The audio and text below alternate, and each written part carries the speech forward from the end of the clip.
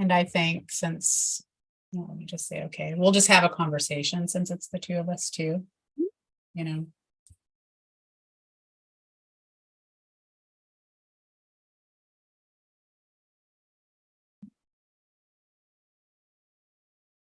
And I think since, let me just say, okay, we'll just have a conversation since it's the two of us. All right. All right. Well, good evening. Welcome. If it's Wednesday evening, then we know where we are. We are having a beautiful conversation and another masterclass. So welcome to the journey to self. So tonight's masterclass series continues. And tonight we're going to talk about mindfulness, the power of mindfulness. And Lora and I are going to delve into this very rich topic from two very different angles. So make sure to stick around and to hear the different aspects and elements of mindfulness and how she and I approach it from the various points of view. This will be a spiritual conversation as well as full of practical tools and applications of mindfulness in your everyday living. And so, as you know, this is a place where we like to share extraordinary stories of everyday people, and we invite you into our conversation. So make sure to participate. Just quick logistics. The first 45 minutes, as always, is going to be conducted more like a masterclass where we're going to share and teach some of the core elements of mindfulness. But from there, we invite you to join in the discussion, ask us questions, give us your comments and feedback. We genuinely want to hear from you. So we're so excited to delve in. All right. So I'm going to kick this off. I'm going to turn it over to you, Lora. I know this is something that's so near and dear to your heart. I'm going to ask you, what does mindfulness mean to you? So let's start right there. I like to talk, so I'll just tell a big story. I made a mindfulness course a couple of years ago, and it was very focused on quieting the mind and bringing you into the present moment and allowing us to find that space of stillness in a practice. And the more you practice, the better the more we tend to go to the tools that we need when we don't need them. That's true for like everything. Like if you practice when you don't need something, you're more likely to have access to it when you do. If you only practice when you need it, not going to be embedded in your toolbox as a go-to toolbox. So what I learned about that mindfulness course when I made it is that it did help people with a practice. Like it helped them develop the present skills that they needed and that I wanted to help them accomplish in the quiet mind. But for some reason, once the course was over, they didn't continue practicing. And it might have just been the way that the course was outlined, or it might have been that it was an in-person kind of join us along the way and we practice together type thing. So I've had to really dig deep and decide, like, how can I teach people stillness of mind and what the benefits of stillness of mind are, and to have that with us all the time in life. And that's really what I've been trying to figure out. So mindfulness to me, I actually realized this as I was thinking about it yesterday, is that there's mindfulness of being mindful of, the present moment, mindful of essentially anything that we pay our full attention to becomes this beautiful thing and alive in itself, a moment, a flower, a blade of grass, etc. And then there's also mindfulness, where our mind is full of everything, right? And so what I realize is I'm actually trying to teach people a form of mindlessness, where the mind isn't the small mind. I call it the small mind. The personal mind isn't taking charge in life, because there's the personal mind and then there's the universal mind that we're all a part of. And there's so many times that we get stuck in our personal minds.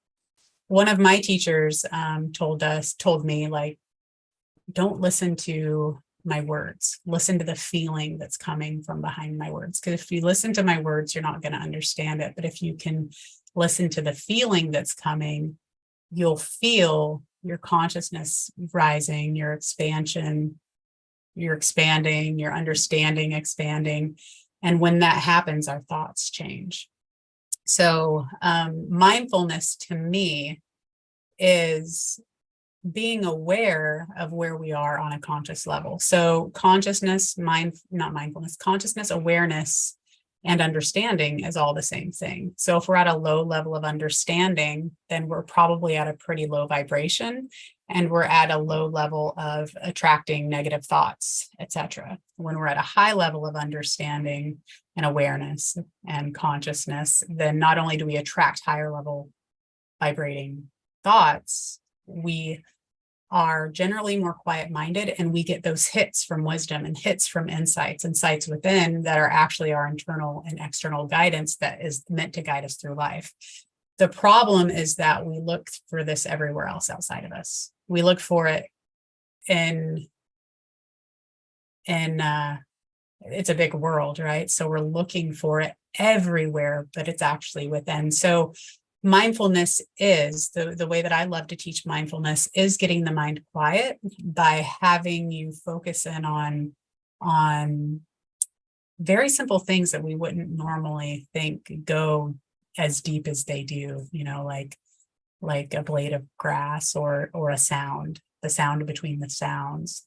And then expanding that from form and into formlessness. Because we live in a world where there's both, there's form and there's formlessness. And a lot of the times I'm noticing, this is especially true for people that are busy, not minded, or are in soulpreneurship or business, etc., is that we're going from logical form to creating this expression with our soul. So we're in our heads, but then we have to express something from our soul. And it's hard to differentiate the two. However, no matter who you are, every human being, we're living in a world of form and formlessness. We're constantly dancing with form and formlessness. And they are actually one. There's no really equal about them because they are the same thing, but we're losing touch. I've noticed society has lost touch, and I lost touch myself, of the formless nature that we are. So a little long-winded, but the definition goes so deep, and actually everybody that I know that teaches this has a really hard time articulating it because it's a feeling. It's a feeling that we want you to get to. It's a feeling that we want you to, when you raise your consciousness and you feel it, you're there. You're like, oh, this is the feeling. And then the consciousness raises, your thoughts change, your insights come, and then your internal guidance, you're aware of it, and then your clarity in your life is like, okay, this is where I'm at right now. Like I said before, the challenge is the personal mind that's always in the way. So I hope that answers your question, Vicki. Oh my God, you said so many wonderful things. I was like sitting and writing them down because I want to definitely delve into it. And I love the way that you're approaching this. So some of the things that you have said that really jumped out at me were mindfulness is quieting the mind and stilling to the point where you can listen to yourself. And then you said, and that's when your hits come, and that's when your intuition comes. And I really want to double click into that because I will only speak for myself, but I think I speak for so many when I say this. We all really struggle with trusting ourselves. And we all really struggle with listening to the hits because, again, it goes back to not trusting yourself. And I know I'm that person. So I've been, practicing mindfulness for several years now. It's absolutely transformed my life. But I know that I still to this day have a tough time listening to the downloads or to what my higher self is guiding me towards. And I tend to look for that guidance in other people. And I think you were kind of alluding to that with what you were saying. And I am absolutely one of those people. And then you use this word clarity.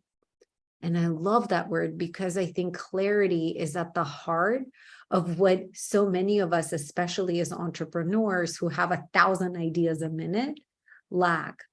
So maybe you can talk a little bit about, the course that you're creating and how you help people get to that point of clarity, because I know we struggle with being stuck, with swirling, with, not trusting ourselves, not listening to ourselves. So I would love for you to maybe talk a little bit about, your unique approach to helping people, and I'm going to be selfish like me, get to a point of clarity, because I truly have a hard time with that.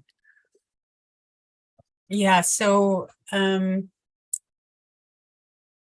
clarity is actually what it comes down to is it's stillness of mind. It's when we're not in the overthought, the overthinking. The problem is that when we have all these thoughts coming in that we're paying attention to, they cloud. It's like a rainy day, like the blue sky is always there. That's the blue sky of the mind. The sun is always shining. But when the thoughts are coming in, it's like the clouds and the rainy day. And sometimes when it's a really hard day, because we're human, it might be thundering and lightning and hurricane winds. And we're just like trying to hold on to the moments where we can see some of that sunshine between the clouds. So clarity really is quiet mind, because what so many people are trying to do is say, I want a clear path to exactly what I'm supposed to be doing. And I want A, B, and C lined out. And that works in some fields. That worked in the legal field for me. I held on to that. Like I needed procedure, but that's not necessarily something that is applicable to the soulpreneur, because you're stepping into the highest expression of yourself, moment by moment, day by day. So that clarity isn't something that's going to come until you have taken enough of the appropriate steps, and you'll just look around and say, I know exactly what I'm doing. So it's a collection of moments of the silent mind that you can begin to follow. And, it's hard to say, because it's hard to say how to remove the thoughts, because you really can't. Once they're there, you kind of let them flow through. But how you can actually sit with a quiet mind long enough throughout your days to say, oh, there's my hit of inspiration. Oh, there's my direction. Because essentially, that's our guidance. So when the mind is quiet, we can see our guidance, and it's very clear. It's just everything's going through the filters of our thoughts. So when we have the filters of our thoughts all the time, like the rain coming through the clouds all the time, for example, it's just clouded, and we think we get an intuition hit, or we think we're getting on the right path, and then there's confusion. So when the mind is quiet, and when your understanding or your consciousness is elevated, when we get ourselves into that elevated consciousness, then you can see mind clearly. Because what mind is, it's the internal guidance, but it's actually truth. So it's 100% true, and it feels 100% true. And I know, Vicki, you've had moments where you're like, that is 100% true for me. I've had moments when I'm like, I know this is true. I can't articulate it very well. But when you know something is true, you know that it's true. Everything else is just kind of like, oh, I might do that. I might do that, and then you talked about ideas, and those are just another cloud, they're just another thought. Mm-hmm. So some people are really good at noticing ideas. If I wasn't as good at noticing ideas, as you are, then I would just think that it's another thought. And I do have ideas all the time. I actually have a book called Ideas, where I write them down. But the thing about what a lot of people don't realize about our form and our formless nature is that our realities are made up of thought. So my definitions are way different than Vicki's definitions. So her idea of stuck, for example, might be completely different from my idea of what stuck means. But our entire realities are made up of thought. So however, thought, it just comes and goes, just like the clouds passing through the sky all the time, whether it's an idea or an insult or a brilliant idea. I mean, and then we're judging the thoughts, right? I remember my life changed and I realized that I'm always going to be having thoughts. But if I but I'm sitting there judging every thought, like, oh, that was a good thought. Oh, that was a bad thought. This is a neutral thought. And I was like exhausting. I was like, I wonder I feel like crap all the time because I'll have a bad thought and then I'll judge the thought. And then the judgment from the thought feels bad too. So an idea is just another thought. Now, we don't have to act on any thought. I actually wrote down that we must put action into a thought to bring it to life. So we're always having these thoughts. We can let them go. We can let them pass. We could take them seriously. We can believe them, negative and positive. We have that free will. That's one of the most amazing things about our life experience is that we get to create with thought. Thought is a divine tool. It's something that we create with objects. Everything that you see around you was once a thought, but also our realities. So, my opinion of these flowers behind me might be completely different than what Vicki's thought is about the flowers. So we have that free will to create our own thought. So if we're sitting in this pool of ideas and we're like, I have all these good ideas, that's amazing because a lot of people don't have access to a lot of ideas. But that just means that your receiver is open. You're receiving thoughts because ideas are actually a form of divine thought because our brain can't actually create ideas. That is a divine thought and you're just picking up on them like your receiver is open. That's great. It doesn't mean you have to do anything with it because a lot of people are getting those exact same ideas. It's just the ones that decide that they want to act on them. So what happens to a lot of us conscious creators that have all these ideas is that the universe is saying, okay, here you go. Here you go. Which one do you want? Here you go. What do you want to take up? What feels good to you? And that's up to your higher self saying, this one's exciting. This one's not. This is a maybe. I don't know. That's your free will. So, so that's really with ideas. I mean, you don't have to do, and that's a thought. Again, idea is just another form of thought. You don't have to do anything with it. In fact, I've found more benefit to just staying in my own lane. And when you're in tune with your heart and your excitement and your own emotions, that lane becomes very clear. And sometimes an idea can throw you off kilter. You're like, oh, I'm going to leave this here and I'm going to go do this. Robert is king of that. Robert's my other half, if you guys haven't met him. But he was king of ideas. I was like, you just got to stop, dear. We're never going to do anything if you just keep coming up with ideas. Like we have so many ideas in the idea book, but it's just a book of ideas and nothing. We haven't taken action on all those thoughts to bring it into life. So you choose what you want to bring into life. And then the swirling. What's your definition of swirling? What is that? Vicki, you were talking about that. You're putting me on the spot a little bit, but I think that a lot of people can probably relate to this, but I feel like, so swirling to me, and I think it's because I am by nature a doer and an accomplisher and an achiever. Like if I had to, right?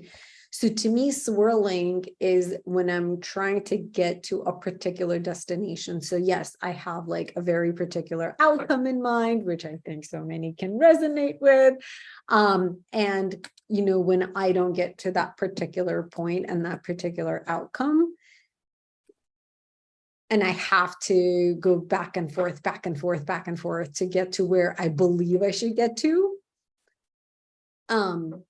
I feel like I'm swirling because I'm not getting to my mentally predefined definition of the destination, which I know like so much of what I said there is just like ripe with opportunity, right? Especially from a mindfulness lens. But if I'm being truly honest and authentic, that's the thing that I struggle with. And, what I would say is, interestingly enough, I'm someone who practices mindfulness every single day, whether it's through, I'll call it formal and informal mindfulness. So to me, formal is like you're really allocating and carving out time in your day to meditate and to still and quiet the mind.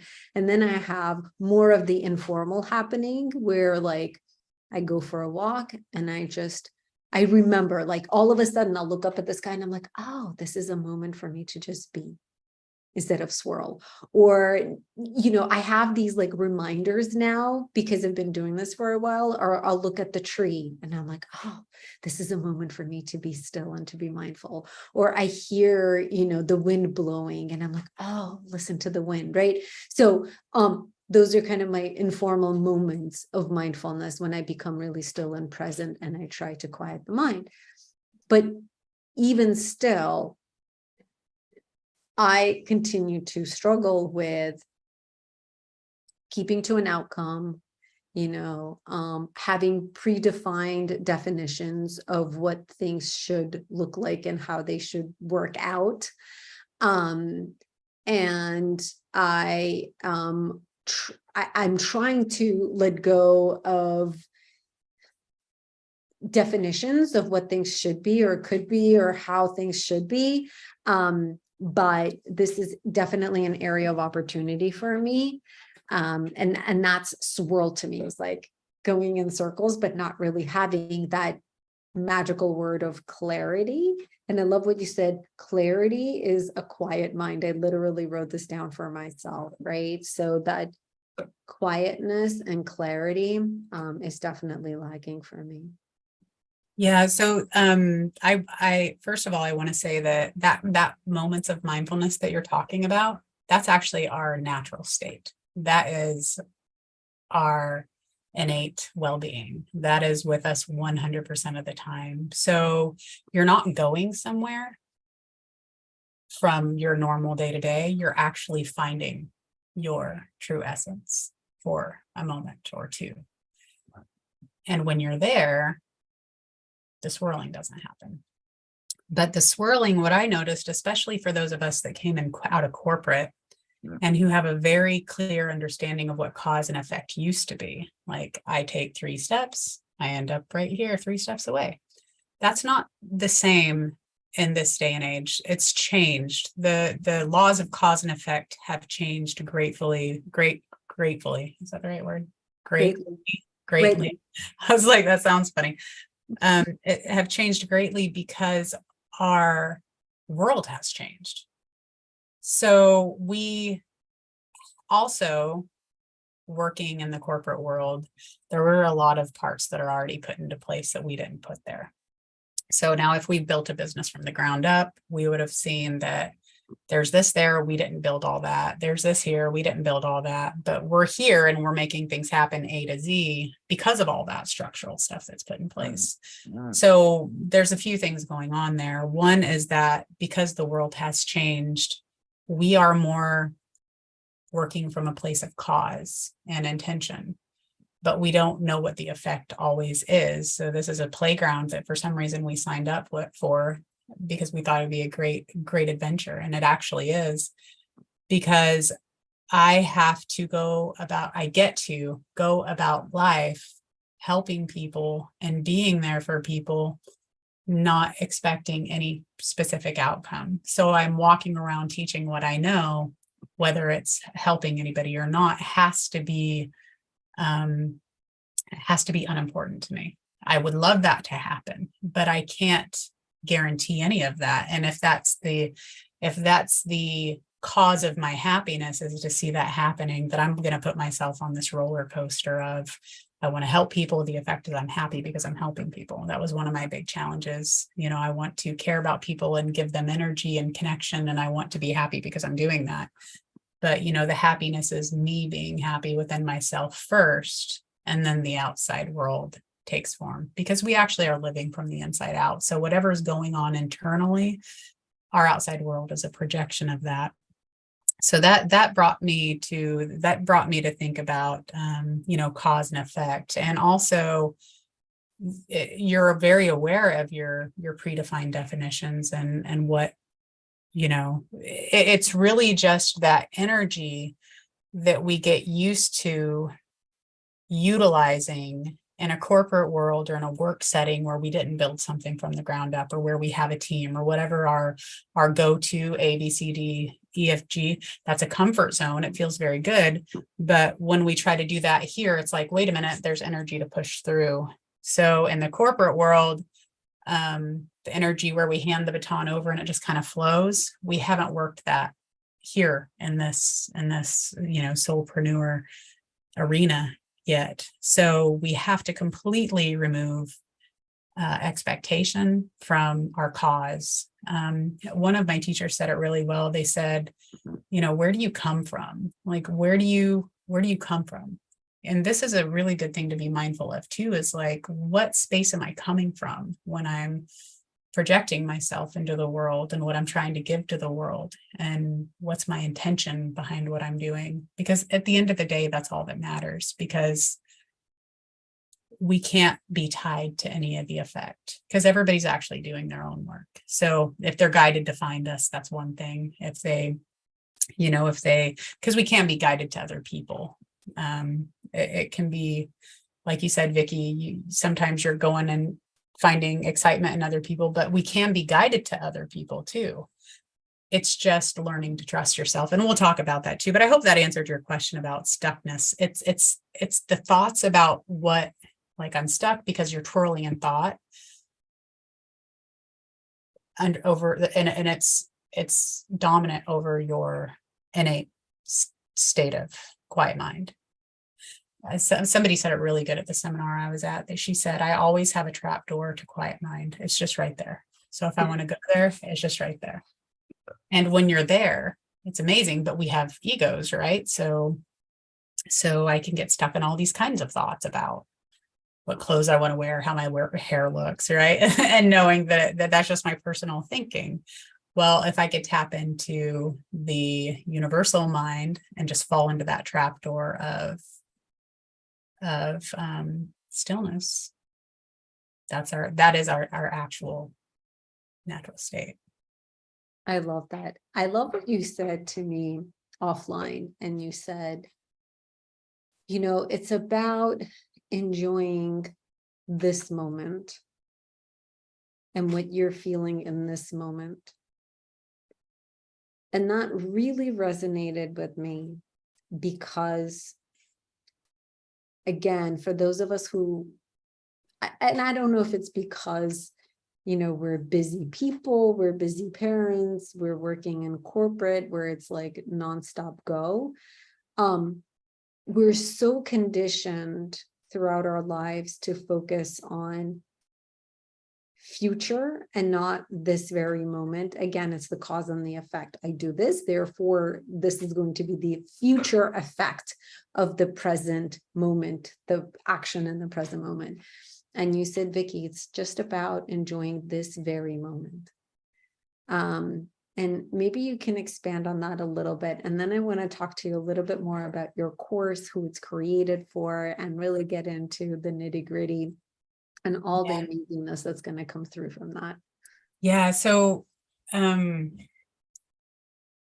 we live in a new time. We have an amazing opportunity because we have signed up to step into the highest expression of ourselves. Again, we have a lot of old habits, like being a mom. We know that if we put knee pads on our child before they go ride their bike, they have a less likelihood of coming home crying. Mm-hmm. So there are some practical things, but the difference now is that not everything is practical. Now it's like we're sending out energy, and we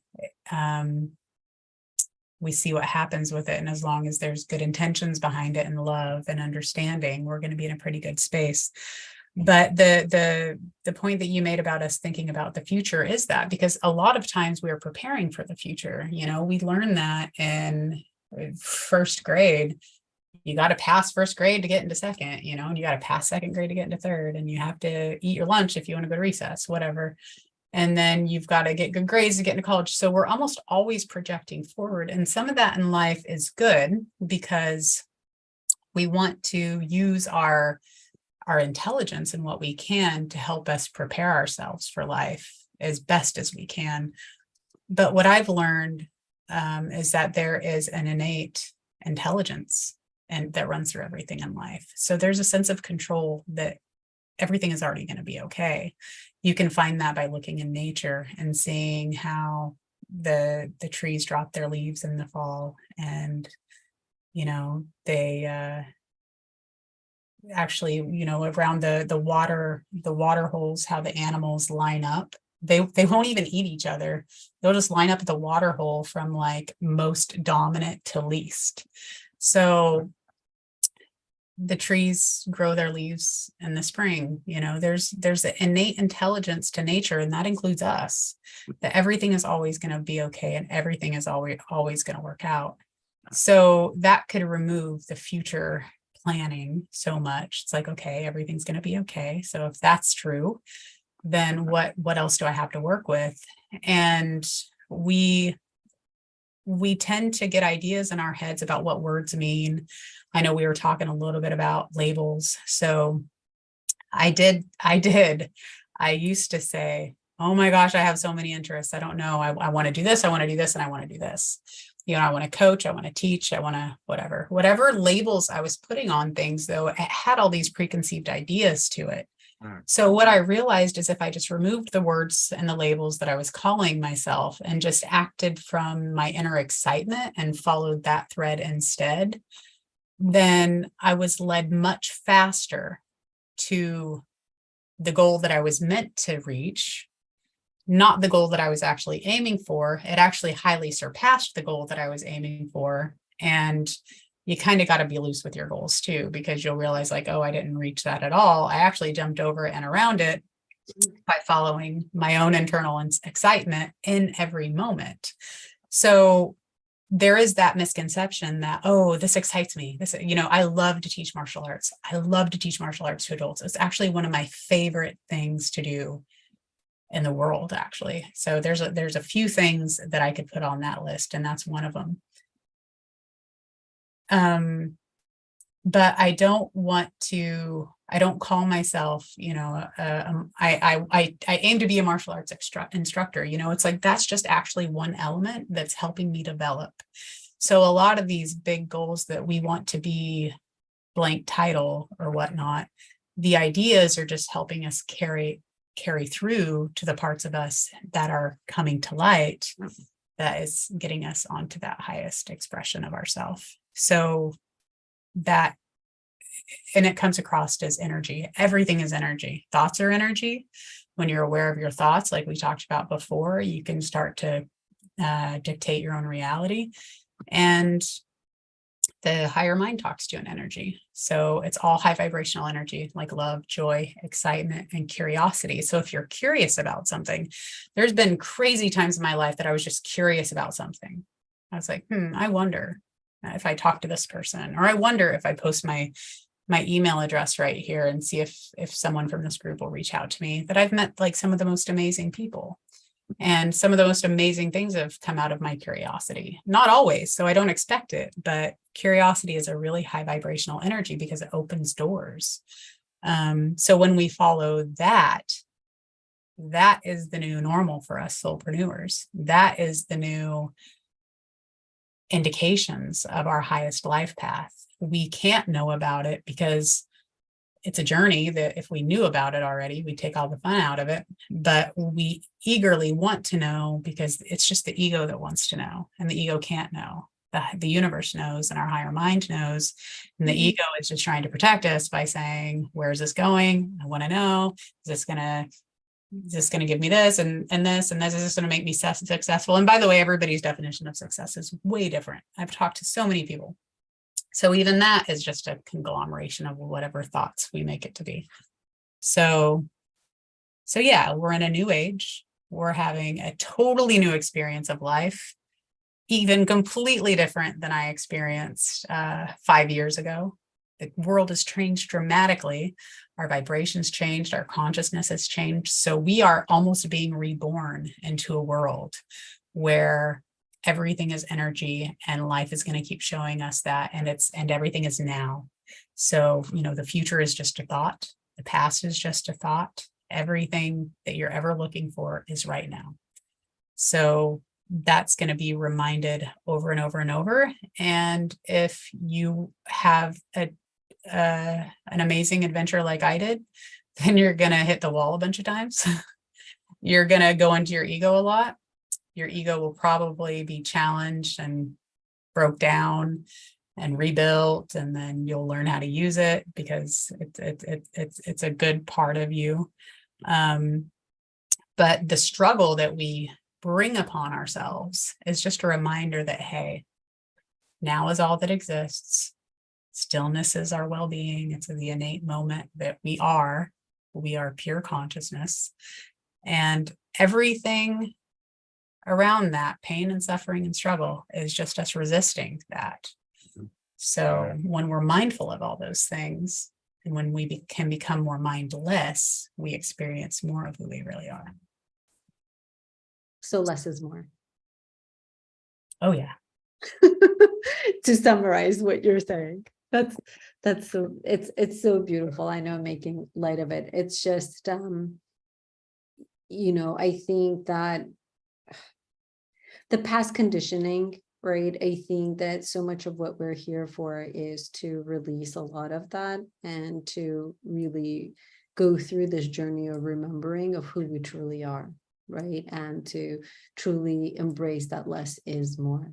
So I'm going to ask you now a little bit about the course that you're creating, because I am so excited about it. And I know that a lot of what we covered is going to be covered in the course as well. But I wanted to ask you, how do you use mindfulness in your daily life, and how is it benefiting you? Like, in a very real and, I guess, practical sense. So knowing that my still self, this quiet mind, is my innate self, it's a constant, it's something that's always there, and that everything else is just kind of illusion that I'm building with my thought. It helps me realize a lot about understanding other people that don't know that, first of all. So it helps me become more compassionate. And the stillness that I create, I think one of the best benefits that I've noticed about that, by being in your natural state of stillness and peace, is the guidance and the clarity that you get, because the thoughts aren't filtering your intuition, your internal guidance, or your external guidance. So I'm talking like spirit guides, and then your insights, your internal sights, your visions, all that stuff. It's very clear. So that's how I use it, as far as like what I can, put out into the world. And I'm human, so I get myself stuck in thought, and like, oh, and then I'm like, oh, I'm stuck in thought again. Okay. And then I can just think about something else and get stuck in a different train of thought if I want to, or, I can remember to open the trap door, fall in, and just stay in stillness. And then I get my guidance again. So there's that. And then the course that I'm creating, it's designed to take people from form into formlessness, because there is an amazing amount of things in this material world to bring you into that state of stillness. But I really want people to tap into the formless nature and learn to dance with both, and realize that thought is, as Sydney Banks says, the missing link to in our society, and how to utilize universal mind, and how to become even more aware of what our consciousness and how it affects us, and how our understanding affects us. And there's all kinds of energy on that side of formlessness too. And emotion is one of them, So when we're mindful what mindlessness can bring us, but we're also mindful of our thoughts and the other energies and formlessness, then we really can transform ourselves. I really do believe that when people can learn this, when enough people learn this, it'll change the world. I really do believe that. And there's a handful of teachers. It's actually, these teachings are all over the world now. There's a handful of teachers that meet every year. How can we get out there and spread some of this, 3 principles and helping human beings understand that we are, how our equipment works, like really how our equipment works. We're human. Yeah. We're having a physical experience, but how do we really work? And that's one of my goals, is to take people from the form into the formless, and then combine the two, and then learn the dance of form and formless, and then really be able to transform their own lives by learning and acknowledging what that feels like, because it's hard to articulate. It's a feeling that you get when you're like really vibing high, like when you're, I don't even know how to explain it very well, but it feels really good. You're like, I get this. I'm still in my mind. And then you wait, and then mind says, here's a brilliant insight. And then your consciousness advances from that insight. Where does it come? It comes from out of nowhere, right? So that's divine thought. So I really want to teach people about that. And it, I said, Vicki, I know that conscious entrepreneurs, we tend to struggle with this, especially those stepping out of the corporate world, or basically anybody that stepped out of the year 2000 to 2020. For some reason, you notice there's like things don't work the way that they used to. But especially us in business, or leaders, or those of us that are creating the new jobs in the new earth, we have to be in our heads, because we're trying to, well, we don't actually have to be in our heads, but there's a lot of weight that we put into our thinking, because we do have to plan to some extent. We do have to utilize some of our practical skills. And then it's like, okay, well, how can I learn the balance of those two things so that I can operate from a place of mind, so the universe can work through me? Because when we're in our ego and we're in our minds, our small minds all the time, that can't happen. Yeah. So well said. There's so much to unpack in there. A couple of things that I want to shine a light on. One thing that you said was about how does it feel when you are mindless, and then you get that intuitive hit. I'll describe it for me, because it's happened a couple of times, and it is blissful. It is the only way that I think the words that I could use is, it's peaceful. It's not scared. It's not worried. And it's like, oh, So I totally had this tonight. I was walking with my puppy right before this, and he and I were walking, and I don't know, just I found a way to still the mind, and to just like kind of start listening to the crickets outside. And it was just like a really nice night, and he wasn't pulling me. So he and I are just kind of like walking along. So I was very tranquil and just at peace inside, right? As he and I are walking. And for some reason, my mind went to the course that I'm creating. And, I'd been like kind of banging my head against the wall a little bit, like, is this a 3-week challenge? Is this a 7-week challenge? Right? I've been trying to solve it. And as I'm walking, I'm like, oh my God, I could just do this like one little lesson a day with like a small homework assignment. And like, it just kind of made sense to me out of nowhere. And it was like, oh, and I literally said this out loud, do that. Right. And that's the only way that I can describe it. And I've been in circumstances where I tried to push an answer out of me to get to like, like very rigidly. And the feelings are force. And behind the forcefulness is fear and control. And I know that control is also, mired in fear. And I think that that's like it's kind of like relaxed energy versus very pushy energy. I don't know if that but for me personally, that's how I have experienced it. So I just wanted to share that with anyone watching. Now, you've also referenced a couple of times, the conscious entrepreneurs, the soulpreneurs.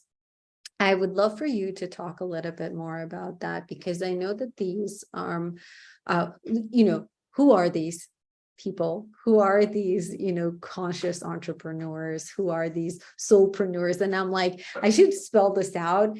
It's SOUL. It's not SOLE. It's not that you're working by yourself. It's that you're working from a heart space. So maybe you can just talk a little bit about, these soulpreneurs and conscious entrepreneurs that you partner with, how you work with them, and the role that mindfulness plays, because I know that you've even said, to be a soulpreneur, mindfulness is kind of like that first step. So if you could share a little bit of insight around that, I would love that. Yeah. So the way reality looks to Lora, I'm always speaking about how we have new waymakers of the new earth coming in and redefining what education is to children and what medical care is to people and what government is and what healthy food is, medical, herbalisms, things like that, energy healers, naturopathic doctors. I mean, the list goes on and on and on, because all these people are saying, aha, I found something that will change the world, or I learned something that will change the world. And there's so many people now than there has ever been in history that are trying to define themselves as a coach or a leader or a mentor or somebody that is trying to take this energy. And I know you feel this too, Vicki, take the energy that they feel pushing them to create, to do. And sometimes we can put accomplish and goal set and all these other definitions on there may not be true. I've learned to ease up on that, but there's an energy pushing us, and it's very obvious for a lot of us. And that's where we try to just grasp onto the ego and say, what do I do? How do I get through this? Or we look outside of ourselves. Oh my gosh, I need to do this. So we're trying to do things quickly because the energy is so forceful sometimes. And it's a good energy. It's the energy that's lifting up and, humanity. And we are here to help specific collectives. Each one of us are here to help specific collectives either raise their vibration or awaken people or allow them to have the exact experience that they want to have. Not everybody is in the same boat. We all have free will and we all have destiny. So whatever we signed up to achieve, whether it's to wake up in this lifetime or not, I can't tell you what all the definitions of these soulpreneurs are, but if you're a soulpreneur, it feels like your soul is literally coming through your body. You're like, okay, I got it. I got them. I got it. And then, if you're anything like me, you'll ignore it. And then your life will go to shit. and then you'll have a whole bunch of healing to do. And then you'll realize that there would have been a lot less healing if you would have just listened to that energy and the authenticity of your being that's like, go do this. So we are the people that are bringing the new earth. We are the new educators. We are the new, I've already seen so many people make amazing positive change, whether it be with nonprofits or with homeschooling children and just letting them be outside all day and actually learn in a very active environment versus children sitting in school for hours on end. we're changing the world. And so I hope that answers your question. That, I think that was your first question, is that who are these soulpreneurs? Yeah. You know it, because you're not doing anything just to, like, when I was in the legal field, I loved helping people, but I never thought about like I knew I was helping people, and I knew that, and I loved helping people, and I still do. And I knew that I was making lives better one at a time. But this feeling is different. This is, how can I make the world a better place? And that's usually the feeling that we have. That's the question that we ask ourselves. And what impact can we make, and how can we make it, and how do we do it, and where do we go? And then all, all the other things. So yeah, and I'll just add one more tidbit to that. I think that, and it doesn't matter whether you have a corporate or you're in the healthcare industry, it doesn't matter, in any established area of life, if you're a professional in that established area of life, you have a very clear roadmap for how you're going to progress in that career. As a soulpreneur, you literally have no idea where you're going. That has been my experience. I have no idea where I'm going. All I'm doing is trusting one little baby step at a time, and just trusting that the road is just going to continue to uncover more baby steps for me every single day or every single month, whatever that time is irrelevant, right? So that's I think also the biggest difference with the soulpreneur versus even an entrepreneur, because there's yes, it's been done, but no, it hasn't been done your way. And it's all about your unique you coming through and creating whatever is going to come through you. So that has been kind of my experience as well. So I kind of wanted to call this out because I think a lot of people, so I'll share an example, right? So in my day job, I've had some people quit their corporate jobs, and they've said to me, I'm going to go and find my soul's calling. Like, they have the courage to come out and say that, right? And I think that it's becoming more and more common for people to do that. And as more and more people do that, I just want them to recognize that, hey, maybe this is what's happening for you, and go and kind of explore that a little bit further, because there might be something deeper and bigger there. Right. So that's why I wanted you to give a little bit of a background around that. But then I'd love your insights around like your course, the mindfulness course that you're creating for these soulpreneurs, and how and why it's a prerequisite, and what does it help the person, with by taking this course? great question. So it's a prerequisite because we first need to learn that innate stillness, because without learning who we actually are, and it's a with every insight you get closer. So you had an insight today, right? That's what we want. The insights are the new thought, the new fresh ideas, or we already talked about ideas, so you don't have to take it anywhere. Yep. But noticing and then saying, aha, the ideas are one type of thought, but when it's like insight, like how your course fell together. Mine did too. And actually, when I first created the course, I didn't know what I was going to do. I actually let humanity guide me on that. I was like, what do they need? And then I did that one step at a time, like you did. I just found the quiet moment, and like, this is what needs to be in it. And then like, you will know what you need to know when you need to know it. Like, that is really true in this. You will know what you need to know when you need to know it. So you don't even have to try to figure anything out. That's just the ego going on. And when soulpreneurs get stuck in the ego trying to figure aspect, then they will have like 17 courses, or in their because they're trying to figure out. That's the energy pushing you to, it's like, here, come on, but they're just looking in the right spot, wrong spot. So the right place is within you, the insights, the ideas that are very telling as to what your next step should be. So when it comes to learning business and how to lay down the logical steps, but also really step into that highest expression of what your soul is calling you to do, where to look. That's why it's a prerequisite, is because Without that, you could run in that, people will swirl or run on that roller coaster for years, because I was one of them.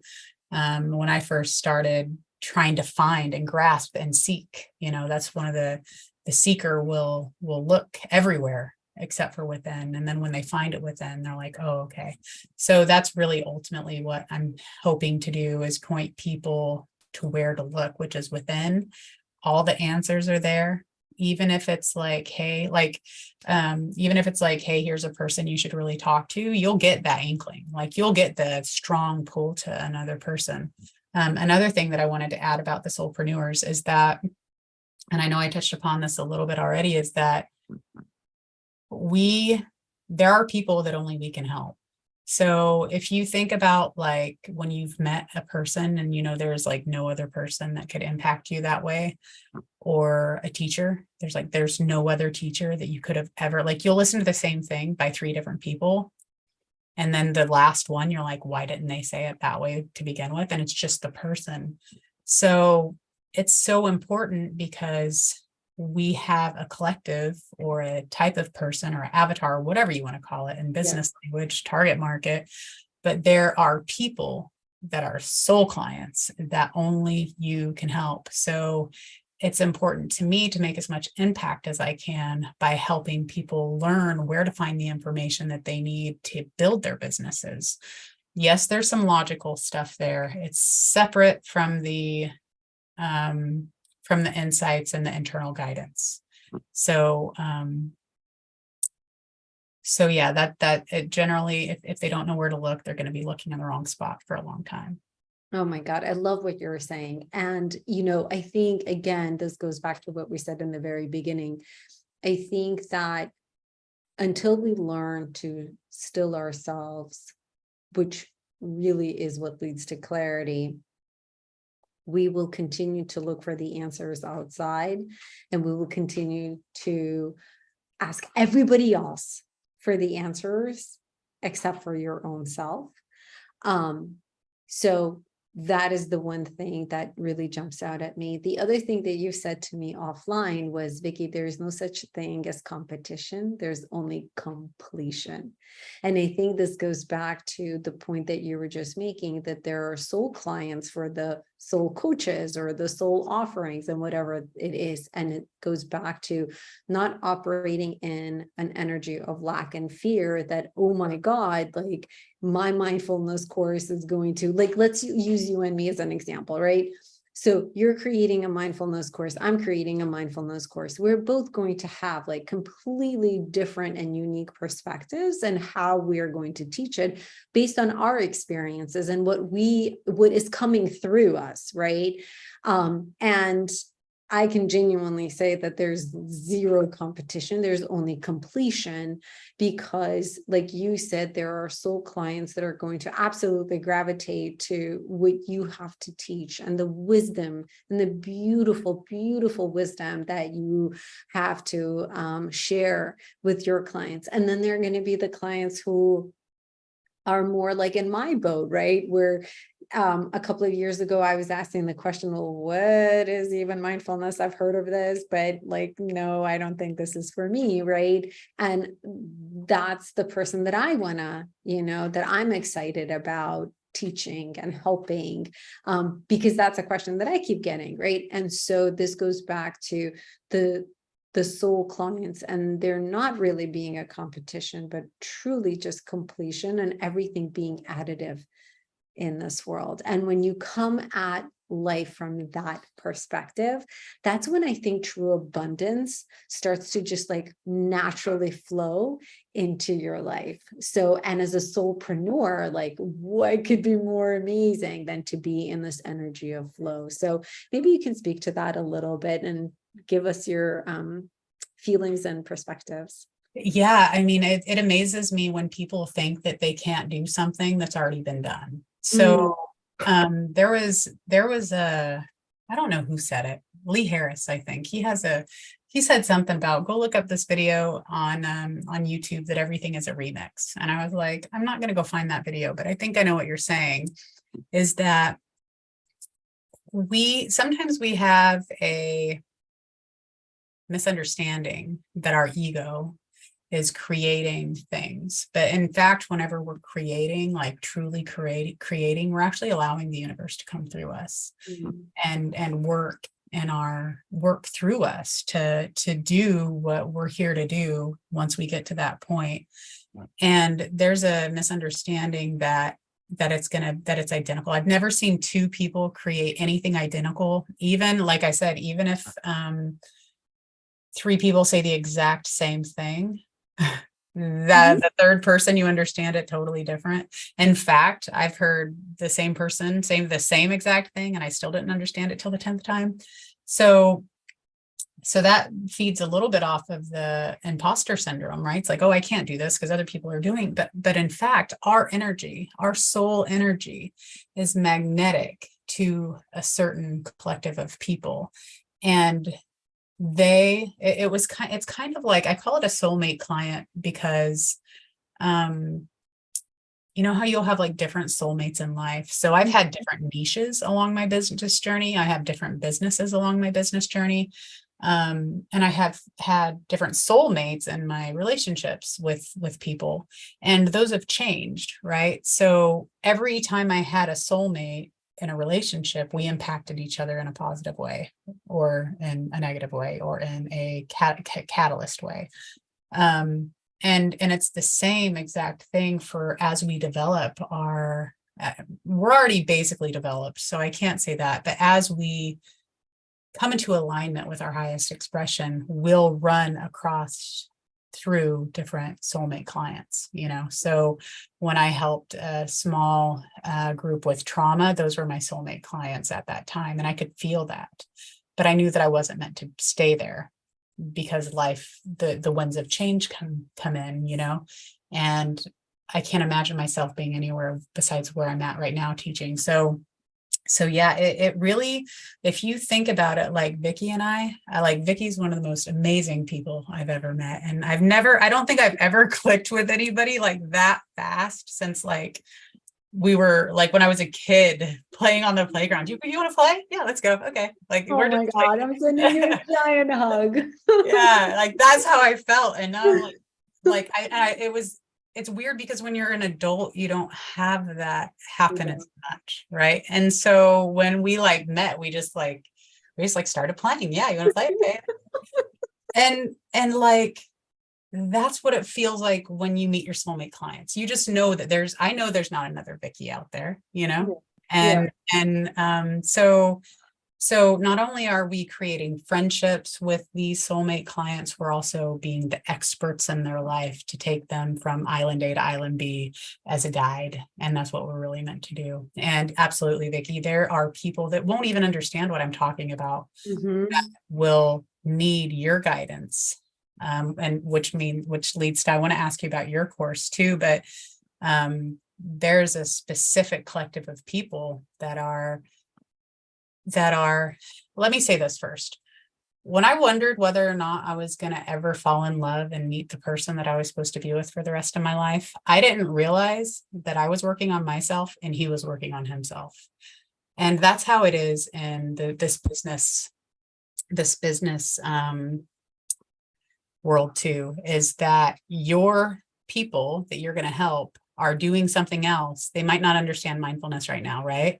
But by the time your course is done, divine timing is going to bring you two together. And then also we've got to show ourselves to the world and make sure that we can be found on the internet part, which is the more practical side of business. But yeah, absolutely. We are, no matter what you decide to do, if you ever doubt that you have a collective that you're meant to serve, anybody out there, you are absolutely needed. And I know you feel that. And the people that you're meant to help, you know, they could be intending to help a lot of people too. So it's that domino effect, right? So Vicki, you might teach somebody mindfulness that teaches it to their classroom, you know. So that's how we're constantly handing the baton constantly. So that's why we need us conscious creators and soulpreneurs to do our best. You know, you only have to know a little bit more than somebody else to be able to help them. So there is no excuse to wait for anything ever. It's called the 10% advantage, right? As Yeah. long as you have that 10% advantage and you know more than the person knows, then you're ready to teach, right? And so that was actually a really big aha moment for me as because I think it's so natural for us to struggle with imposter syndrome, especially when you're starting out as a quote unquote newbie. But the thing is, so I could call myself a newbie, but I'm at least 4 to 5 years into my journey now, right? So I am 4 to 5 years ahead of where a lot of people might be right now. And the reason that I recognize how far ahead, whatever, I'm not trying to say like I'm all that, but I just know that when I talk to some friends who are clearly seeking, they're clearly searching because they see things, I listen to them, and then I tell them, well, you know that this is what's really happening for you, right? Like this is the higher meaning behind what is happening in your life, or, oh, that's a judgment that you're making of yourself, or right. Like I'll make these comments that to me are now second nature. And my friends are like, wait, what? And I'm like, I didn't say anything that smart. Like, what are you talking about? Right. So it's that 10% advantage, right? And it's interesting that you said that it takes you could hear something like 5 or 10 times. So I've had friends who have taken mindfulness courses, then I maybe repeat the same content, but slightly differently in a different perspective with a different lens. A lens is like a mom, right? For example. So my friend will be like, oh my God, Vicki, it's finally clicking in. You know how you said that thing to me? And then I heard that in my class. And I think it's just so wonderful the way that we're all working together, right? As a collective. To help each other, all of us, right? Because you, Lora, have learned from somebody and are learning. We never stop learning, right? So I really love this journey of continuous growth and expansion and evolution and the way that we can help others. So that was one thing that I wanted to say. There were so many beautiful things that you said that I wanted to see. I didn't write it down, but yeah, anyways, well said. And I think it's just exciting. Yeah. And the best advice I could give to that is, one, teach what you know, because then you don't ever have to try to figure out what you're going to teach. If you're teaching what you know, and like you, Vicki, we can never know. I know I was telling you the other day that there was one teacher for me that connected the dots. But there's no way he could have known what other dots were connected or not, right? Because we never know that with anybody. So we're always doing our own work. We're just receiving from the teachers of the world. And the other thing is, I've been that person that said, I don't know how to teach this, so I'm going to copy so-and-so style. And because that's how I think that I'm supposed to learn how to teach. Specifically with helping people in self-development, I did this. I was trying to figure out what systems and strategies and techniques they used because they were really good. But what I realized is that they were nobody's at all except for his. And so, and everybody in the field did it. It's because we, in the 3 principles community, there is no structure, no systems, no strategies. Like it's actually, there's no techniques, like there's nothing. You just are going to learn that stillness is your innate well-being and that you're beautiful just the way you are and all these amazing things. But if we try to be anybody but ourselves, it will never work. It will never work. So there's always this realization of, oh, this is what it turned into. I have to be Lora. Oh crap. I have to be Lora. I have to be authentic Lora. And then it turned into, I get to be Lora. I get to be Lora. And when we step into that space of I get to be myself. I don't have to be anybody else.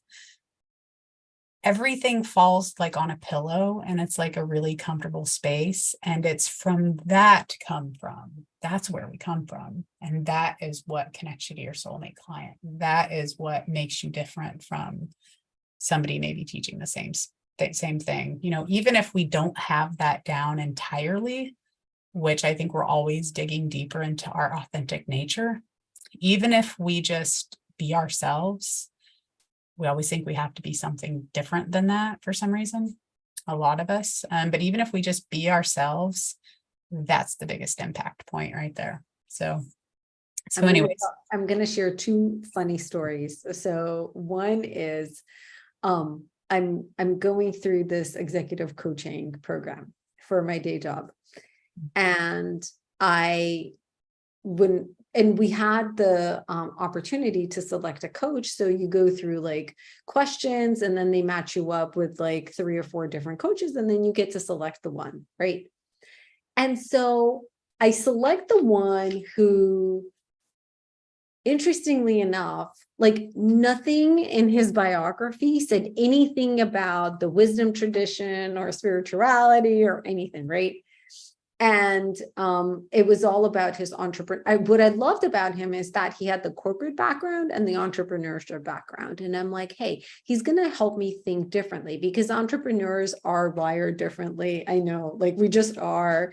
And so I was like, I really love somebody with that blend of experiences. So that is what I chose him based on. And then, you know how it goes, like, hello, first couple of meetings, we dance around, like the whole, like, tell me about your leadership style, the whole thing.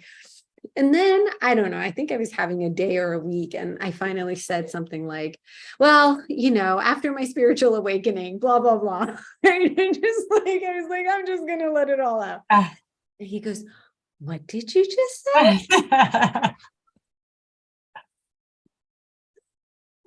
And I mean, when I say I've met one of the most beautiful human beings or souls or beings on this planet, I would not be lying. And he is like maybe almost twice my age, and we have formed such a beautiful friendship and bond. And we talk so much more beyond just, what does it mean to be a leader and an executive? And I actually really also love the lens that he gives me, even as a leader. He's like, Vicki, what does it mean to lead? What does it mean to lead your team? And we look at it not just from like, it's about driving outcomes, but it's what impact am I making on these human lives? Right. And so the depths to which he and I go, and I always say to him, I'm not going to use his name, but I'm like, let's pretend it's John. I'm like, John, of all the coaches on this platform, for me to have selected you, like, what were the chances, right? I completely agree with you about there being that soul connection, for every coach and every client, or for every business owner and their customers. There absolutely is that, magical, energetic force that brings you two together. So you never need to worry about finding the right clients as long as you're authentic. And then the other thing that I will say is, so Chrissy and I, we do TikTok lives on Thursday evenings. And so last week we did something about self-love. And so, she and I were like prim and proper. We did our whole thing. We talked about like all the different concepts of self-love and self-worthiness, and, where does that all come from? And so she and I, like an hour into it, hung up, and we had like the people that came, right? So then afterwards, I'm like, Chrissy, I want to teach you how to be a co-host with me. So jump back on and let me just teach you how to press a couple of buttons, right? So we were like button pressing. But at that point, I was so tired, and I was just like, oh, I'm just going to let my hair down, right? Like, I'm just going to allow myself to be me. And Chrissy was allowing herself to be her. We were not in teaching mode, but we were just like in our natural form. And so she and I get on, and You wouldn't believe it. So somebody who knew me from like 10 years ago jumped on because he saw that I was on. And I'm like, he's like, hey, do you remember me? And like the silly and Chrissy in me literally came out. And he was like, oh, I was your landscaper. And we were dying. We were like, wait, what? Right. And so we're like, oh my God, we're supposed to be doing a thing about, and my subject line said self-love explained, right? But there was like no self-love explanation going on. It was just like us goofing off. And more people kept trickling in. And we were just like when I say belly laughing, we were belly laughing. We were laughing so hard at the whole experience, right? And I think this goes back to what you talked about, like that authenticity, when you can be comfortable in your own skin and allow the true you to come through, that in itself attracts people to you. Absolutely, because what people sense is like well-being. They're like, I want some of that. I want some of that. And then the energy of, I know we use the word master class, and sometimes when we do master classes, we're trying to do more structured learning. Well, sometimes it's the playfulness that really, it's like, we want that playful energy. And I think some of our best conversations, Vicki, have been with just us talking like, oh, we're live. Oh, okay. I guess I need to pay attention. Right. So yeah, it's that authentic, it's that who we are shining through. It really does attract people. And the other thing I'll add to that is, this has a little bit to do with pressure. And one of my biggest lessons is that I felt pressured to do something great, because we get these ideas in our head of like, my soul's purpose, and I'm going to change the world, and all that's fine and dandy. But in reality, all we have to be is just ordinary. And when we are our ordinary selves, ordinary meaning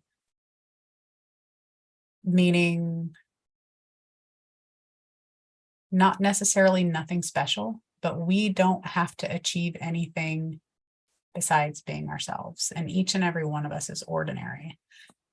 And from that space, the extraordinary comes through. If we try to be extraordinary, then our ego gets caught up in some way of being and achievement and all that. So at the end of the day, if we can be okay with being ordinary and being ourselves and giggling and being unprofessional, some of the best coaches I've ever been involved with are totally unprofessional. They get their schedule right, but other than that, they are themselves. And I love it because I feel like home. I want to have coffee with them. I want to go to their house. I want to see how their living room is set up. I want to have breakfast with them. They're amazing people. So we oftentimes put a lot of pressure on ourselves to be anything but ordinary in ourselves. And in fact, if we could all just be okay with that, then the pressure comes off, and it's like this release of like, oh, I just get to be me. So yeah, and your coach, I think it's amazing, because I bet you could not imagine having a different coach than the one that you selected. You're just like, there's no way. He's amazing. He's literally what I needed right now in my life. Yeah, and the ego is the one that brings up competition, right? So whenever we're like, even, whenever we're like, 10 people can't create the same thing. No, they can. And if they all do it from a place of authenticity, and that come from of like, what is behind what you're doing, what kind of energy, love, care, impact is pushing through that energy, then there's a huge difference between that and, somebody else copying each other's work. Or, so I'm not even afraid of like someone taking anything I create and copy it, because I know that my come from is very deep from within me, and what I'm putting into the world is to my best ability, from my soul, and from my heart. So with that, Vicki, I do want to ask you about, I think it's really cool that we're both doing mindfulness courses. I was just saying how mine's more like a mindlessness course, but it really is, like you said, it really is an impactful moment for the soulpreneur to figure out where that come from is, and how they actually operate, and what their equipment is, so that they can use the right tools going into soulpreneurship. And then so with your mindfulness course, I know that we talked a little bit about how yours is, you're using a lot of sound and stuff. So I'd like to hear about your unique approach first. I have another question for you, probably more than that, but I'd like to hear about your approach to teaching mindfulness. Yeah, absolutely. So, my course was inspired by one of the most common questions that I get. So, the world I live in, I'm surrounded by a lot of very stressed out people, right? So they have high pressure jobs or high pressure situations. They're usually working parents, lots of like very high achieving working moms. Or dads, right? And we get into these conversations where, they're like, oh my God, I literally can't still my mind. I'm constantly anxious. Sometimes I even wake up in the middle of the night, with anxiety. And I ask them, obviously, the very first thing is I say, hey, do you have a mindfulness practice? And they say, I've heard of mindfulness. I want to meditate, but I literally can't. It's just not for me. I don't know how to meditate. Meditation is just not for me, right? Mindfulness is not for me. And then I'm like, well, what do you think is mindfulness? Right. And then I start to probe away at mindfulness. And so my course is all, inspired based on these types of circumstances and conversations that I've had with countless of people. And what I want to do is I want to make mindfulness accessible to everyone who is either afraid of mindfulness, feels like they can't meditate, can't do meditation. And I really want to demystify it. And it's this very simple explanation of what are the concepts of mindfulness. Just as you had started out, right? It's acceptance, non-judgment, stillness, observing the mind. But I also want to demystify it and to really tell people that mindfulness is accessible to everybody. Mindfulness is not just about sitting in a lotus position and going hum for like 30 minutes, forcing to turn your brain off, right? I just want to give very practical tools on how you can just observe the thoughts. Don't judge the fact that you're having the thoughts, and just allow whatever needs to pass through you, and come back to the stillness and to the present moment. I also personally, what I found helpful, especially at the onset of my journey, was the use of healing frequencies, binaural beats, especially when bouts of anxiety would come up for me and something would trigger that pattern, the anxious pattern in me. So I am also creating an album with just binaural beats for people to use depending on what they need to address, like whether it's insomnia, or anxiety and stress. And I want to educate people about the different brainwave states that we go throughout the day, and then how you can help use binaural beats to just get you into a more present, still, calm state. Or maybe you need to focus. Sometimes we have trouble focusing because we are so chaotic inside. And there's chaos happening again, with all the thoughts that are ruminating in the mind. So how can you help yourself focus throughout the day as well? So it's things of that nature. So it's very, very every day, every moment, practical tools and applications to just continue to stay present and aware throughout the day. Okay.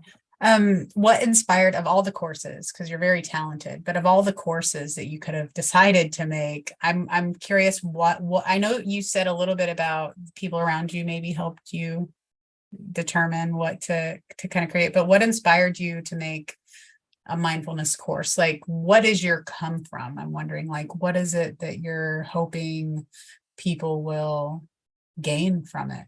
The benefits that you're giving. So, it's interesting. you know how you said the prerequisite for your other courses is mindfulness? Mhm. I feel like this is the prerequisite for everything else that I'm going to teach. So whether it's overcoming your imposter syndrome or finding your confidence, finding your authentic truth, or whatever those other courses are going to be, I feel like mindfulness and truly getting into the practice of, and I really love your term, I might steal it from you, the mindlessness. Mhm. I think it's foundational, Laura. Mhm. I It genuinely isn't it? do, Yeah. because it's what gets me through the day. I'll be honest with you. I certainly have triggers that come up throughout the day, and it's what gets me through the day. And so without that, and for example, like the whole concept of non-judgment. Well, all of these other things all of these other patterns that we have come from judgment, non-acceptance, resistance to what is. And so I want to teach these foundational elements first and then build on top of that. So that's why I'm starting here. And it's genuinely one of the most frequently asked questions that I get all the time in my everyday life. Which So is I want to, amazing. yeah. Which is amazing because these people are like almost, they're coming to you like, help me, right? Like, help me. How do you do this? Because that is a question that that's how you could tell that somebody's really ready. I mean, to at least start the exploration. It doesn't mean Mhm. there's a lot of things in there, but just asking the question is sometimes like the biggest moment in their lives. It's like, how do I do this? How can I start this? And then I absolutely agree with you. It seems to be a foundational thing because I think it helps us get to know ourselves. You know, mindfulness, mindlessness, we could set aside all those words and the definitions and what we think it means and all that. But at the end of the day, we really are get to know yourself, like the true self, right? And then, like you said, everything else that you want to build upon that. I feel the exact same way. So, but who is it? Is your course for anybody specific? Like, I know you talked about anxiety, so it could be like specific symptoms or like that they're dealing with, or is it like a specific type of person? I know you said moms are asking you. Yeah, I think mindfulness is really good for anybody. It's for everyday people, obviously. But I know that when I am creating this course and writing the content, the person that I continue to see in my mind's eye is the educated professional adults in high pressure environments. And not high pressure only from a work perspective, but I think work life perspective, because they're having to maybe juggle elderly, parents that are getting the sandwich generation, right? They've got kids, they've got jobs, they've got careers, they've got parents, elderly parents, and they're just like in a rat race all day long, unable to find that even 1 minute for themselves. And in fact, like I'm that person. And so I'm kind of creating it for the person that I found myself in the circumstance, right? A couple of years ago. And so that's the person that I'm creating this for, really, to help those people that are in the same boat as me. And I hope this is a no judgment zone, but I literally have mornings where, I wake up at 6 o'clock in the morning, I make 2 lunches, I drive 2 kids to school, I walk my dog, and then I have to sit and hide out in the car after dropping my kids off at school so that I could do my meditation. Because I know that the moment I walk through the door, it's going to be 1,000 things. It's going to be my dog jumping at me because he wants to be walked. It's going to be like things going off in my laptop, right? I just can't, I can't find that peace. And so to me, it's like a total non-judgment zone. Like, hey, if you drive to work, park your car and sit in your car for 5 minutes and give yourself that 5-minute gift. If you commute to work, like this morning, I commuted to work. I did a meditation on the train. Nobody knew that that's what I was doing, but that's what I was doing, right? And it's how do you, for a person who is in this circumstance in life and this stage in life, how do you make the time out and carve out the time to still yourself and to become present with yourself? And honestly, it's to make it accessible in every single circumstance. And how do you do that? So that's the person that I always envision. It's like the crazy life that I have and like creating that for me. Yeah. Well, I sit in my car often. So sometimes I just will sit in the Safeway or grocery store parking lot, just like, do I have to go anywhere? Like this. I just like this. I don't want to go anywhere. Do I have to go somewhere? And so that's what I actually did. That was it yesterday. I was just in a strange place yesterday. So a number of reasons, but I will always say it comes back to my thoughts, just like everybody else. So yeah, that was beautifully said. And I think that's great because I really could have used that. I remember when I first started my mindfulness training, I was just, I thought I didn't know if I needed to do it all the time or every once in a while, because you also, you're just like, is it working? Is it not? Am I doing something?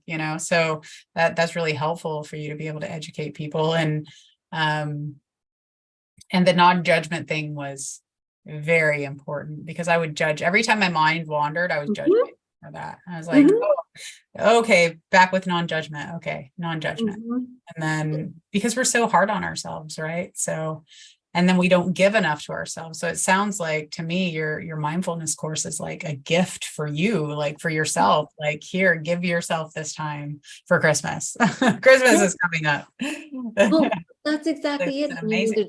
The journey that I went on was, I remember like feeling all of this anxiety and, stress and whatever, especially during COVID, and not really knowing how to cope. So finally I was like, all right, I'm going to give this mindfulness thing a try. But again, no judgment. This is how I tried it.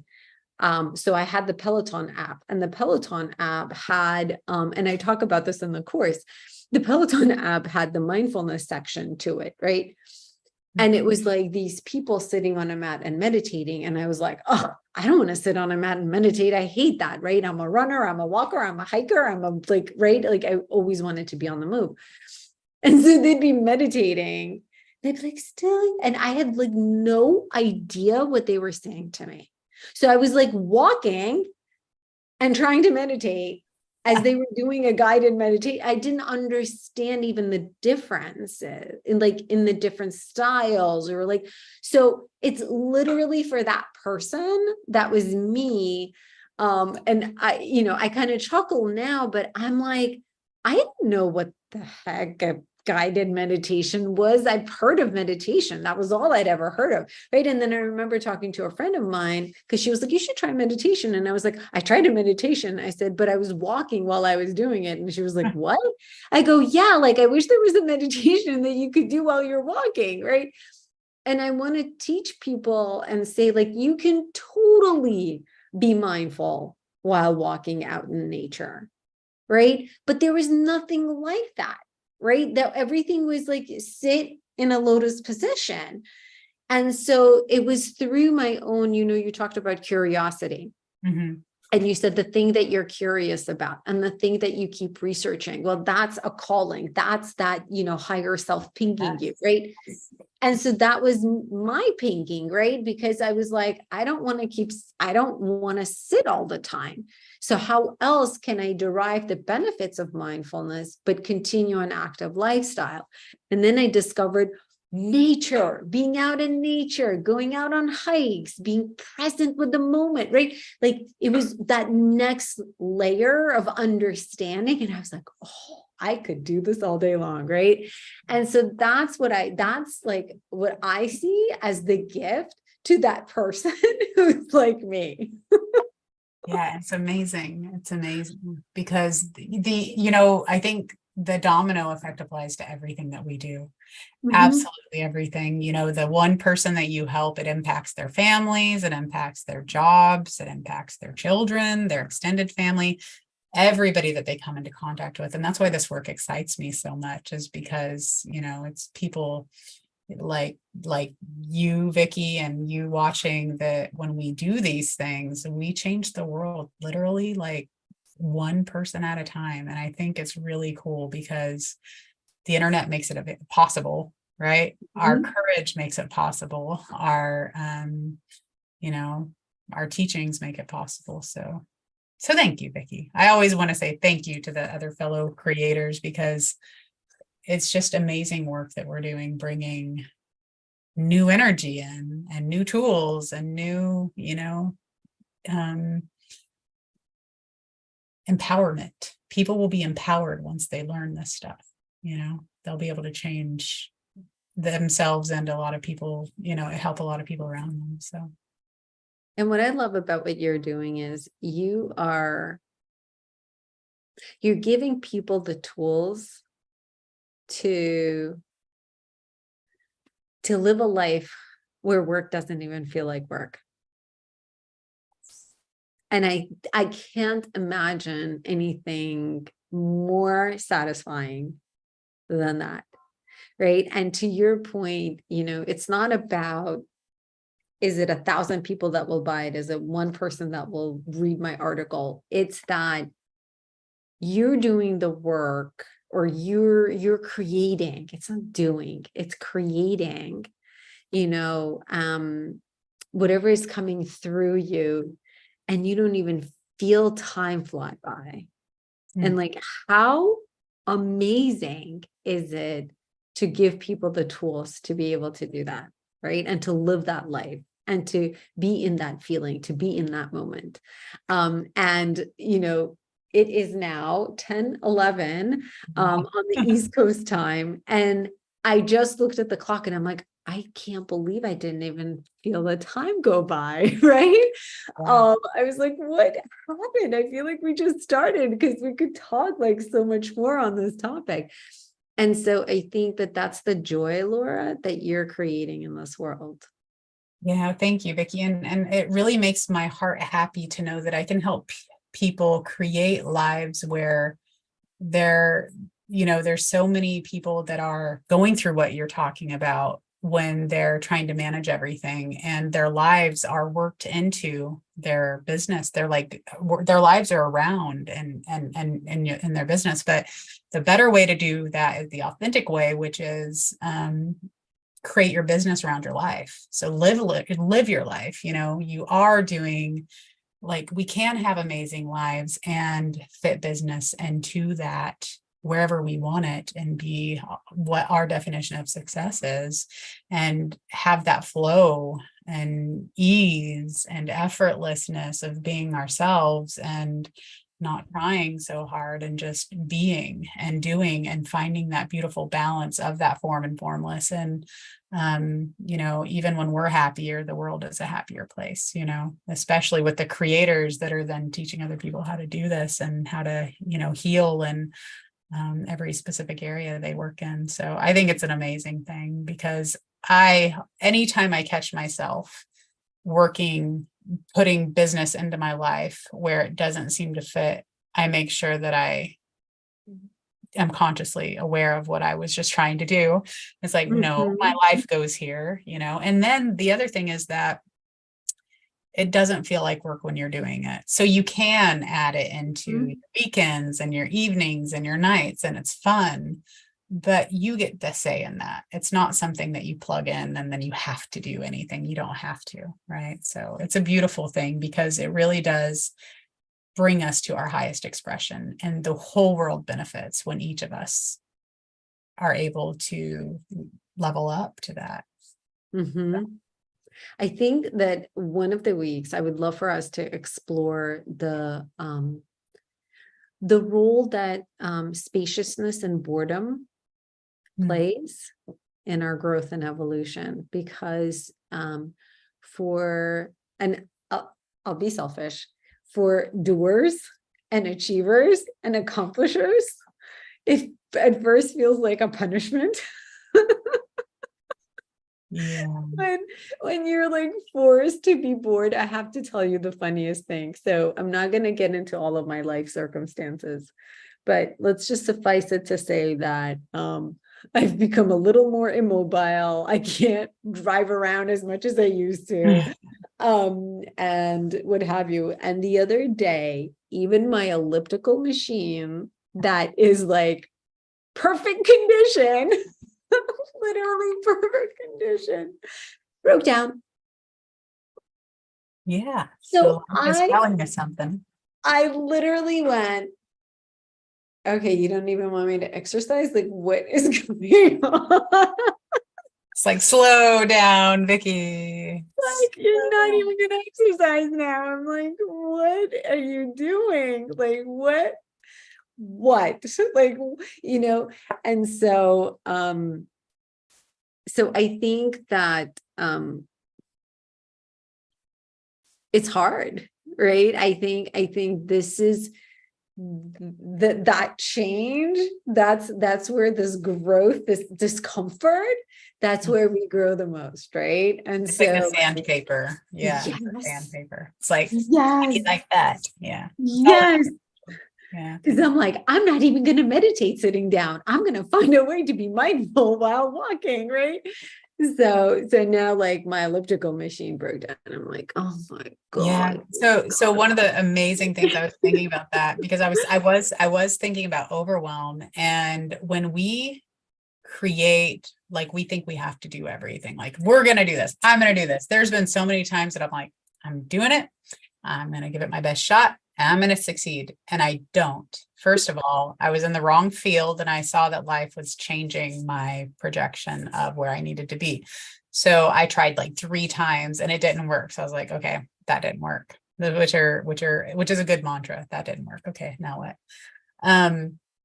But the other thing is that there is a centeredness when we bring mindfulness in, that when the universe is coming through us and it's working through us, and we can align that aspect of our wholeness and our innate wholeness, by the way, it's always there, and our energy, and allow the ego to be, then we never get exhausted. And if we do, it's because we're pulling too much of the ego energy in to try to work, to try to get it to do things, because we're depleting our energy that way. And that's how we can get into, like, adrenal fatigue and all those things. It's because our body has literally depleted itself. We've depleted our body by trying to put the energy into something. So when we come back to that centeredness of, like, letting life flow through us, there is a dance to it, and almost a rhythm, and almost like a flow that you feel it. You're like, oh, this is it. You can't. That's actually how I've stayed up all night before, and like, just time flies, right? Because that energy is just flowing. So if we catch ourselves in overwhelm, the ego is just trying to trying to pull a little bit more energy from the body than we actually have. And then we either need to realign back into center with letting the universe flow through us. And the universe will say, slow down, or, and it's important to just listen to those, because those symptoms, because we need to slow down for some reason, whether the divine timing isn't aligned or whether the ego is exhausting the body. It's just important to pay attention, because those are also all just messages for us. Like, I actually had a little bit yesterday, because I had so many thoughts coming in. And if you ever try to stop thoughts, it's like, one of my teachers, her metaphor was, it's like going down a water slide, but like you're trying to stop yourself. So like all these terrible things happen, like it does not work, and you get a wedgie and all those things. So I just had to kind of sit through it. And then I could feel that I was trying to do something, that the energy of the universe was not aligned. So I was just making the energy from my physical body work. And I instantly felt the overwhelm, where it was going to take me if I continued on that. So I just said, okay, I'm going to sit in a parking lot. So those are important cues, because it's teaching us how to steer. They're like, here's information for you. So it's all in good nature, and it's all out of friendliness. So it's yeah, it's helpful. But I do think that would be a good topic. Mm-hmm. I have the name for it, living in the flow. Yeah. Yeah. Which is funny you say that. We should do more of these, because this is what I decided. My ego decided last month that I was going to do a course called The Peaceful Feel Good Flow to Getting Clients, because everybody feels icky about it, right? And they're like, oh, so struggle. And I was like putting it together, and I was like, this is going to be great, because I just heard so many people needed that. But what the universe told me is that the time wasn't ready yet, and that I needed to teach them the mindfulness first, right? Because so I was like, okay, so I have the course name and all that. So it's really funny that you say that, because I've like got the draft and the outline, and I'm like, okay, still not time. So let's get everybody on the mindfulness so they know where this come from is. And then join that one. Then I get to create that one, because I'm excited about that.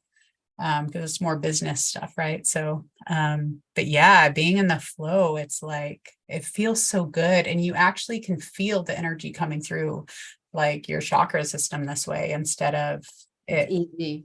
It's just easy. Yeah. Yeah. Just easy.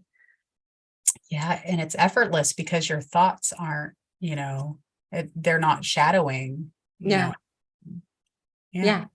Like the way that I was writing out the mindfulness course, I had jazz playing in the background, and I'm like, oh, this makes sense, and this makes sense. And it was just like all making sense, so it's like, that moment when it's making sense. And my younger daughter, I was like, okay, well, why don't you make, and so she's like making pancakes, and I've got jazz playing, and I'm like writing it out, and it's still flowing, and I'm like, yep, I'm in that moment. Like, this is that moment. You were peaceful. Yeah. See, that right there is how life works right there. That will always be there. If you can get to your dominant, your primary state of being, which is that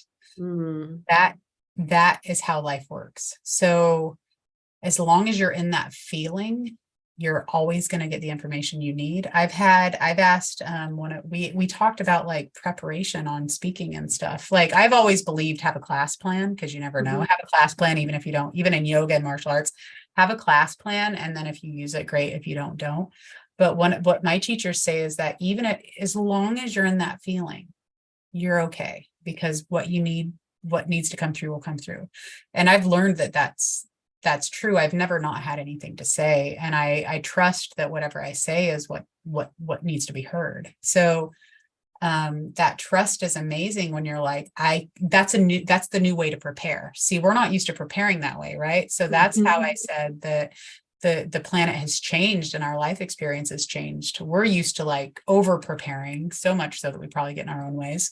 But that is the new preparation, is stillness. And I think that's amazing, because I love that idea that you said, just one lesson a day, instead of like, that feels like peaceful and easy to me. And I don't even feel bad if I miss a day. Like if life's crazy, I'm like, I don't even like, so it's taking the judgment off of the judgment, right? So it's like, oh, I screwed up again. Oh no, you didn't. It's okay. Just pick up where you left off.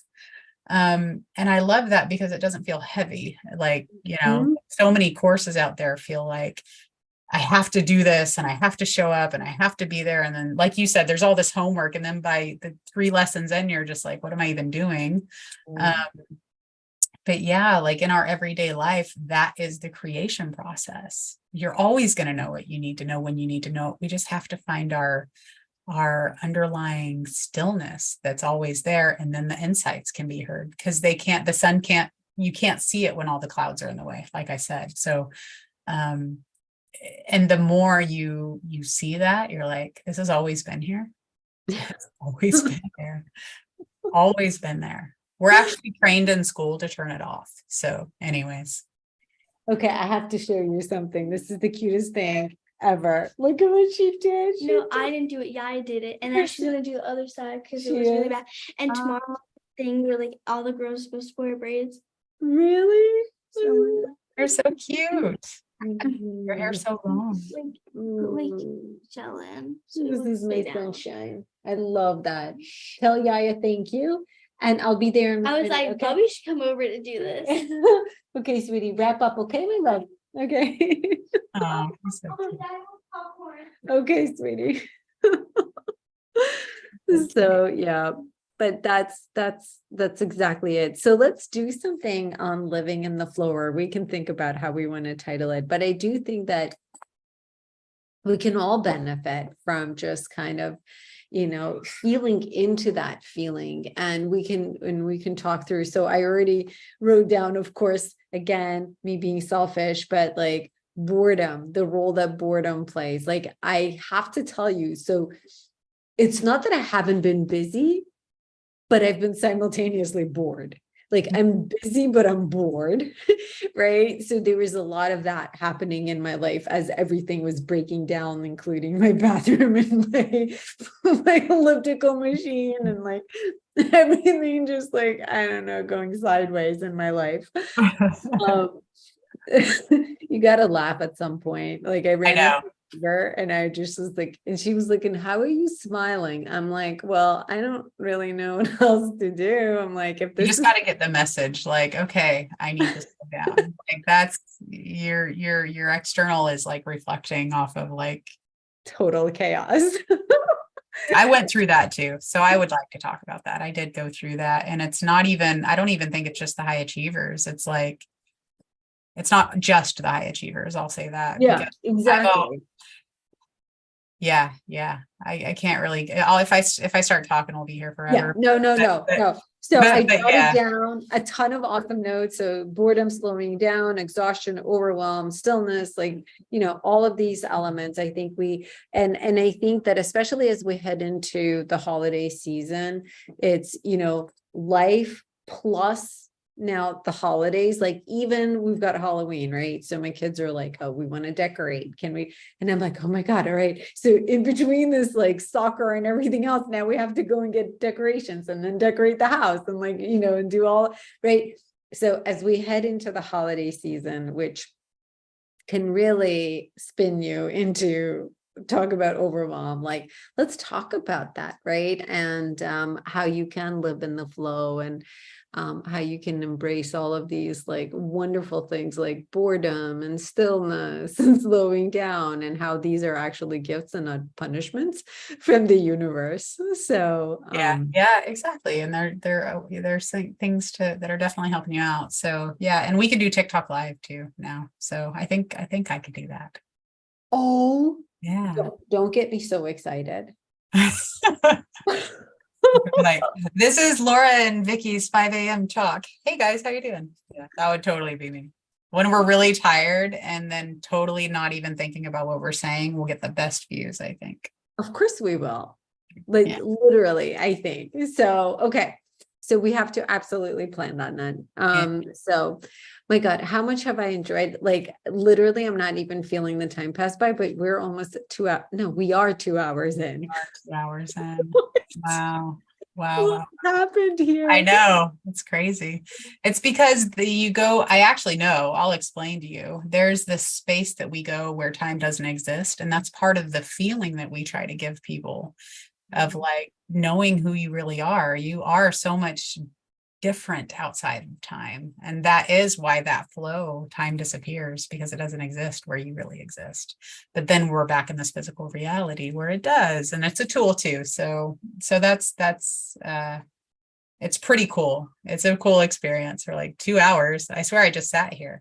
I already finished my tea, Me too. an hour and a half ago. It's like ice cold. Okay. Laura, where can people find you and your course? Most importantly. So my course is on my website, www.loraperry.com, LORAPERRY.com. And it is under spiritual mind coach on there. I'll be sending an email out to everybody too. So be sure to subscribe to my updates on my website. If you're not on there, it's just at the bottom of the page. So what about you, Vicki?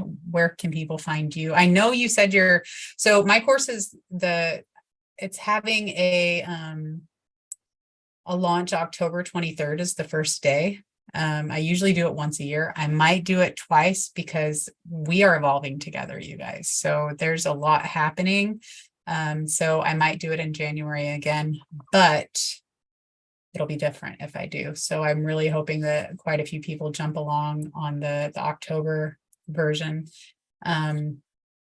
And yeah. What about you, Vicki? I know we talked about dates. So we were talking about the holidays and how people need mindfulness during the holidays. And I agree with you. Yes, it's definitely going to be live in November. When in November, I don't know, because I'm living in the flow. I'm allowing it to come through me. But I am leaning towards making it into just a challenge. So it's going to be like small nano lessons every single day, a small exercise. I'll also schedule live Q&A sessions so that we can all come together as a community and engage and ask questions and meditate together and, observe our thoughts together. So, and be mindful and present. So all that wonderful stuff. So all of that is coming in November. But just like Lora, make sure to sign up for my newsletter. I will be sending out emails in regards to it. I'll be also providing just like free tools, insights into mindfulness and everyday tips around how to be present and how to still the mind and all that good stuff. So that is at Vicki D. So VICKID.me. So, and at the bottom of the page, there is a way to register for the free newsletter, the Vicki D Insider, at least as it's called right now. I love it. All right. Oh All right. God, Well, we better wrap it up before we get on to other topics. But thanks everybody for watching, and we'll see you next Wednesday at 5:30 p.m. When we're going to talk about living in the flow, especially as we head into the holiday season. So this is going to be wonderful. All right. Yes. All right. Bye, Vicki. Bye. So good to see you. Bye.